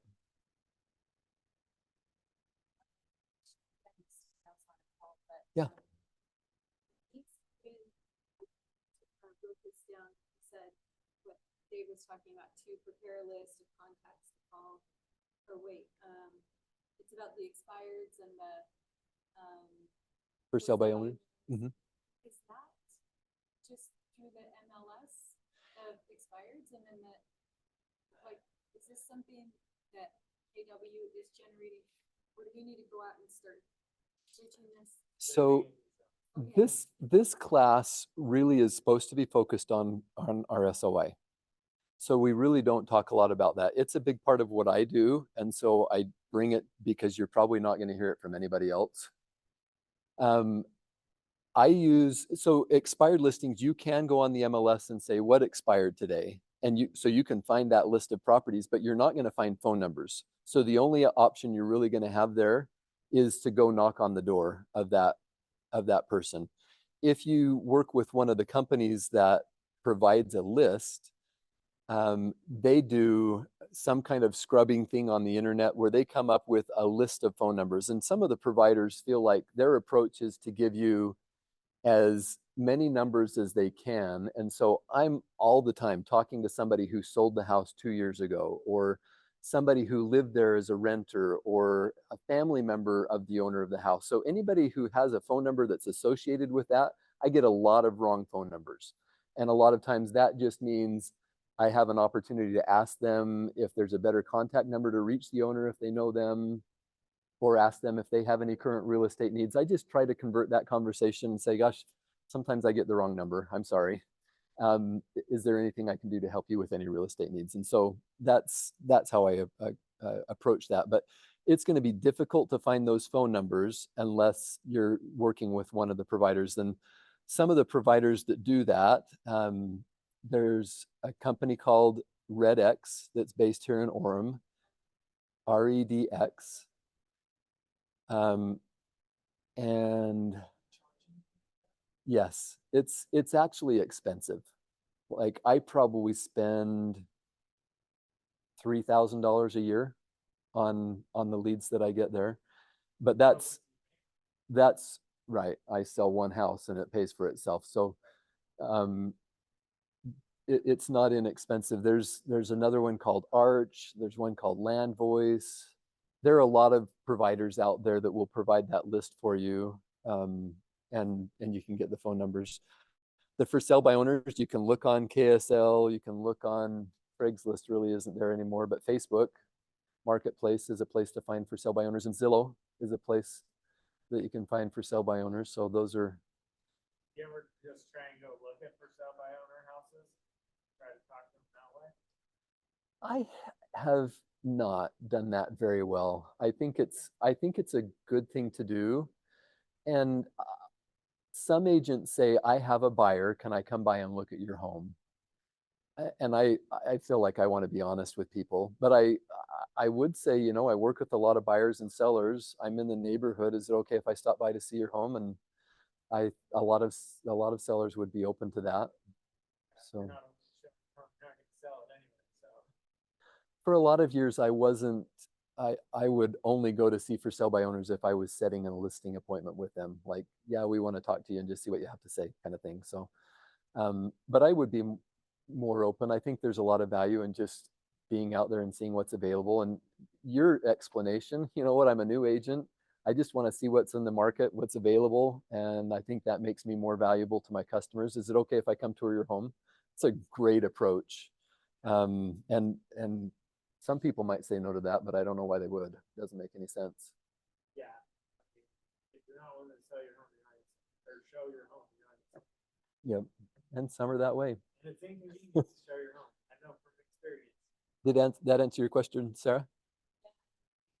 Okay. Yeah, you bet. Any other questions? Hopefully this has been of value to you. I'd be happy to talk with any of you one-on-one. If any of you want to role play sometime, I'd be happy to do that. If you want to make phone calls together, I would sit down and make phone calls with you. I'd be happy to do that. So I'll give you my number. If any of you want to write it down, you're welcome to reach out to me. And it's a good meeting. Yeah. I couldn't yesterday. Okay. Yeah, you guys have been great, very interactive, and it's been enjoyable. Hopefully we shared some value with you that will, I hope so. Yeah, you bet. Thank you. Absolutely.